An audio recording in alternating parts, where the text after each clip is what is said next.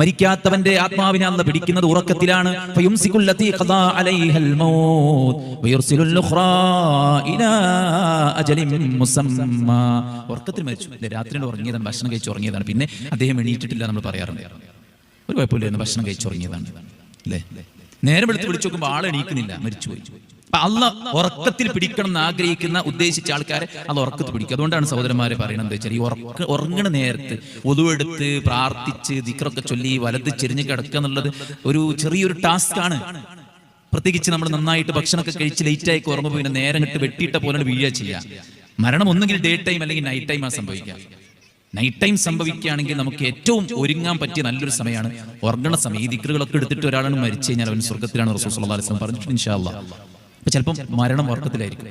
ഉറക്കത്തിൽ മരിപ്പിക്കാൻ അല്ലാഹ് ഉദ്ദേശിക്കാത്ത ആൾക്കാരെ നമ്മളൊക്കെ തുടങ്ങാൻ നീച്ചിക്കണേ. ഇനി നാളെ പ്രഭാതത്തിൽ നമ്മൾ ഉണ്ടാവുമെന്ന് ആർക്കും പറയാൻ പറ്റില്ല.